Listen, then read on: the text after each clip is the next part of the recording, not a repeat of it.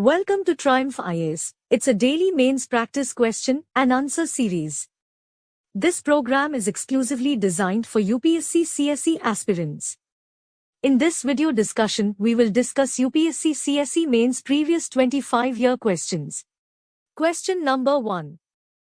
Many voices had strengthened and enriched the nationalist movement during the Gandhian phase. Elaborate. Let's start with the introduction of the answer. The period from 1917 to 1947 had been described as the Gandhian era in Indian politics. During this period, Gandhi spoke the final word on behalf of the Indian National Congress in negotiating with the British government for constitutional reforms and for chalking out a program for the national movement. The main body of the answer should be number 1. While Mahatma Gandhi's own role was vital, the growth of what we might call Gandhian nationalism also depended to a very substantial extent on his followers. Number 2. Gandhi based his struggle on a non-violent non-cooperation with the British rule. Between 1917 and 1922, a group of highly talented Indians attached themselves to Gandhiji. They included Mahadev Desai, Vallabh Bhai Patel, J.B. Kripalani, Subhas Chandra Bose, Abul Kalam Azad, Jawaharlal Nehru, Sarojini Naidu, Govind Ballabh Pant, and C. Rajgopalachari. Number 3. Notably, these close associates of Gandhiji came from different regions as well as different religious traditions. In turn, they inspired countless other Indians to join the Congress and work for it. Number 4. The withdrawal of the non-cooperation movement and imprisonment of Gandhiji for 6 years in March 1922 led to disintegration and demoralization in the nationalist ranks. Number 5. Serious differences arose among the leaders who had to decide how to prevent the movement from lapsing into passivity. One school of thought headed by C.R. Das and Motilal Nehru called Prochangers, called Swarajists later, advocated the idea of fighting the British from within the councils. Number 6. Sardar Vallabh Bhai Patel, Dr. Ansari, Babu Rajendra Prasad, and others, known as No Changers, opposed council entry on the ground that parliamentary work would lead to the neglect of constructive and other work among the masses, weaken nationalist fervor, and create rivalries among the leaders. Number 7.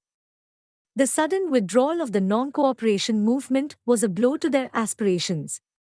The secret committees of the first phase of the revolutionary movement began to be revived in Punjab and in Bengal.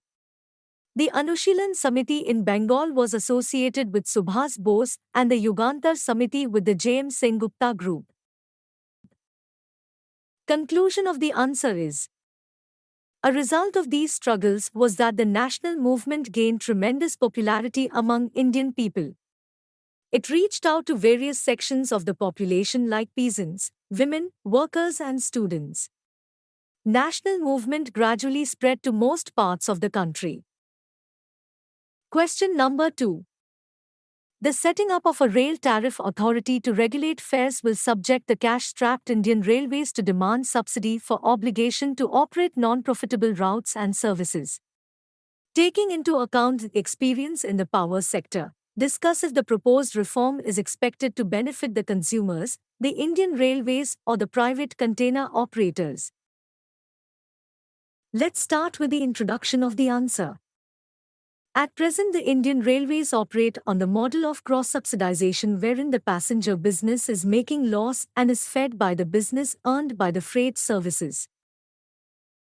The main body of the answer should be number 1. The power sector also suffered with a similar manners before the introduction of the Electricity Act of 2003.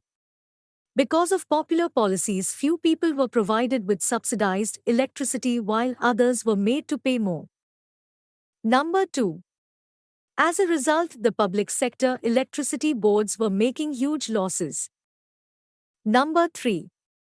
The setting up of Rail Tariff Authority is an attempt to institutionalize a regulatory mechanism for pricing of passenger and freight services. Number 4. The Rail Tariff Authority will be supposed to create an integrated, transparent, and dynamic pricing mechanism for the passenger and freight segments of the Indian Railways business. Number 5. The proposed reform is likely to benefit the private container operators, as currently, they have to pay more and freight traffic is also given low priority over passenger traffic. Number 6. Once the cross-subsidization is done away with, the freight container transportation costs will be lowered and the service level will also improve. Number 7. Indian Railways will also be in benefit as the cash-strapped body will be able to charge more realistically fares. Number 8. According to Kakodkar Committee on Railway Safety, the Indian Railways need 1 lakh crore rupees to bring itself on track, and such a reform is likely to provide additional capital to railways. Conclusion of the answer is: the passengers are likely to be at disadvantageous position in the short term as they will be made to pay more. However, in the long run they access improved safety and better services provided by railways. Question number 3. How are the principles followed by the Niti Aayog different from those followed by the erstwhile Planning Commission in India? Let's start with the introduction of the answer. The Niti Aayog, established in 2015, is one of Indian democracy's youngest institutions. It has been entrusted with the mandate of reimagining the development agenda by dismantling old-style central planning. The main body of the answer should be: Number 1. Niti Aayog was mandated to foster cooperative federalism, evolve a national consensus on developmental goals, redefine the reforms agenda, and act as a platform for resolution of cross-sectoral issues between centre and state governments. Number 2. The Planning Commission was established in 1950 and till 2014 it played the central role in formulation of India's 5-year plans. Number 3. Although socio-economic transformation of India lies in the center of both the commissions, but these two policy formulations think tanks are also different with each other not only in structure but powers as well. Differences between Niti Aayog and Planning Commission.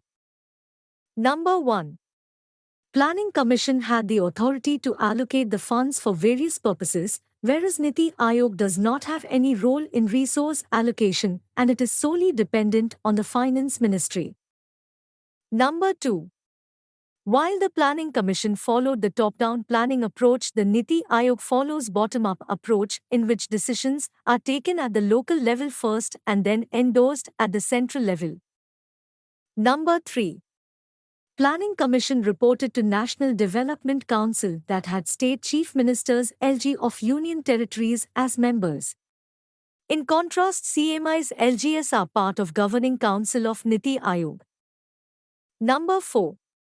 The planning exercise that was followed by Planning Commission hardly had any relevance for the market economy. Conclusion of the answer is: the major achievements of Niti Aayog in this regard are the Make in India strategy, strategy for North-East and hilly areas, recommended closure of sick PSUs, reforms of institutions like Medical Council of India and the University Grants Commission.